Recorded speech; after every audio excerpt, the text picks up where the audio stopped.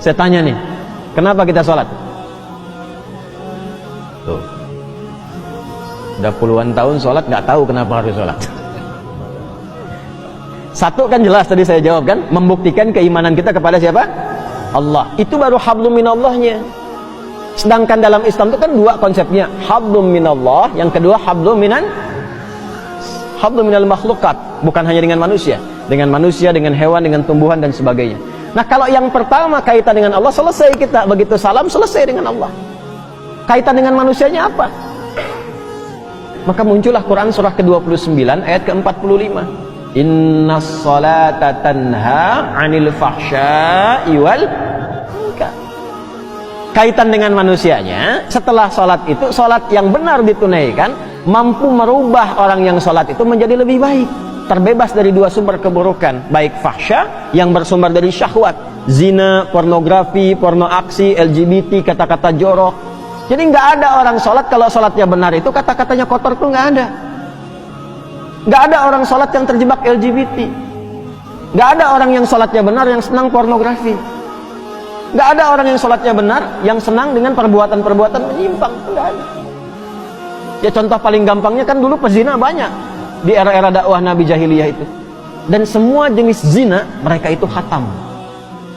Semua jenis zina khatam. Tapi setelah mereka dididik dengan sholat, hilang semua zina itu. Bahkan memuliakan dengan sesama. Mungkar itu keburukan yang diingkari oleh hati, sumbernya nafsu perut dan akal. Nafsu perut itu karena terlalu lapar mencuri. Ditambah dengan akal, korupsi. Kan orang bilang kalau ayam mencuri, ya kan? Kalau lebih besar korupsi kan? Padahal sama-sama mencuri kan? Ya kan? Sapi makannya apa? Rumput. Nah, ada orang makannya aspal. Yang harusnya 7 cm jadi 5 cm jadi 2 cm gitu kan? Ya. Nah, itu mungkar namanya. Sehingga banyak rusak, banyak dicek-cek gitu kan? Ya, dipastikan bagus lagi. Nah, itu mungkar. Maaf, mencuri, membuat hoax, berselisih, menipu sampai ke tingkat tinggi, membunuh dan sebagainya, itu mungkar. Orang sholat itu mustahil mengerjakan itu. Karena saat dia selesai sholat, dia sudah terkoneksi dengan Allah. Makanya begitu tuntas sholatnya, dia sudah merasa diawasi Allah, nyambung dengan Allah. Ya bagaimana orang diawasi Allah berbuat maksiat ketika dia sadar Allah mengawasinya? Itu yang dimaksud Quran surah ke-4 An-Nisa ayat 103. فَإِذَا قَضَيْتُمُ الصَّلَاةَ فَاذْكُرُوا اللَّهَ قِيَامًا وَقُعُودًا وَعَلَى جُنُوبِكُمْ. Kalau engkau sudah tuntas mengerjakan sholat, maka engkau akan punya koneksi. Kalau benar sholatmu, engkau terkoneksi dengan Allah. Zikir itu terkoneksi, nyambung.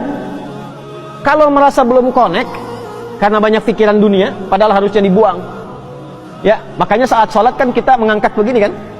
Itu diantara ilmu hikmahnya, ketika sedang sholat tuh buang urusan dunia ke belakang, jangan dibawa. Pasrahkan diri kita sepenuhnya pada Allah, buang ke belakang. Ini kadang yang terjadi, tangannya begini, dunianya malah ikut. Makanya ketika takbir itu, lisan mengucapkan Allahu Akbar, tapi di pikirannya handphonemu akbar, proyekku akbar, sendalku akbar, jemuranku akbar. Karena dunia ikut.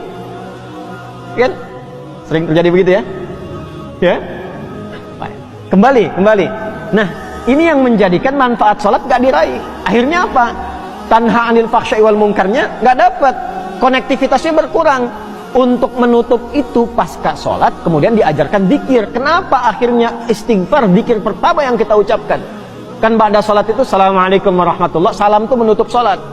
Assalamualaikum warahmatullahi wabarakatuh. Assalamualaikum warahmatullahi wabarakatuh. Selesai nih. Bukankah setelah itu istighfar? Istighfar dulu kan? Kenapa zikir pertama urutannya istighfar? Karena kita memohon ampun kepada Allah, karena barangkali yang harusnya khusyuk itu maksimal terganggu dengan keadaan pikiran yang tidak bisa dikontrol. Itulah sebabnya. Nah, istighfar itu membuka kita supaya menyambung terus, sehingga ketika subhanallah, alhamdulillah terkoneksi. Keluar dari masjid sudah ingat Allah. Makanya kalau keluar dari masjid ingat Allah, tidak akan pernah terjadi tertukar sendal.